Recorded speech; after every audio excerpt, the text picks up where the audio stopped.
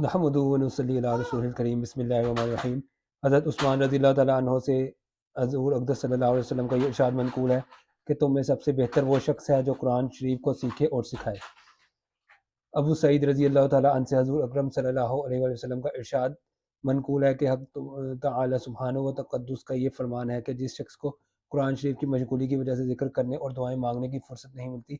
میں اس کو سب دعائیں مانگنے والوں سے زیادہ عطا کرتا ہوں، اور اللہ تعالیٰ شانو کے کلام کو سب کلاموں پر ایسی ہی فضیلت ہے جیسے کہ خود حق تعالیٰ شانو کو تمام مخلوق پر۔ عقبہ بن عامر رضی اللہ تعالیٰ عنہ کہتے ہیں کہ نبی کریم صلی اللہ علیہ وسلم تشریف لائے، ہم لوگ صفہ میں بیٹھے تھے، آپ صلی اللہ علیہ وسلم نے فرمایا کہ تم میں سے کون شخص اس کو پسند کرتا ہے کہ صبح بازار بدہان یا عقیق میں جاوے اور 2 اونٹنی عمدہ سے عمدہ بلا کسی قسم کے گناہ اور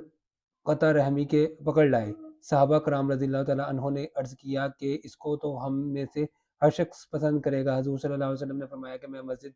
جا کر 2 آیتوں کا پڑھنا یا پڑھا دینا 2 اونٹنیوں سے، اور 3 آیات کا 3 اونٹنیوں سے، اسی طرح 4 کا 4 سے افضل ہے، اور ان کے برابر اونٹوں سے افضل ہے۔ حضرت عائشہ رضی اللہ تعالیٰ عنہ نے حضور اکرم صلی اللہ علیہ وسلم کا یہ ارشاد منقول کیا کہ قرآن کا ماہر ان ملائکہ کے ساتھ ہے جو میر منشی ہیں اور نیک کار ہیں، اور جو شخص قرآن شریف کو اٹکتا ہوا پڑھتا ہے اور اس میں دقت اٹھاتا ہے، اس کو دوہرا اجر ہے۔ ابن عمر رضی اللہ تعالیٰ عنہ سے حضور اقدس صلی اللہ علیہ وسلم کا یہ ارشاد منقول ہے کہ حسد 2 شخصوں کے سوا کسی پر جائز نہیں، ایک وہ جس کو حق تعالیٰ شانہ نے قرآن شریف کی تلاوت عطا فرمائی اور وہ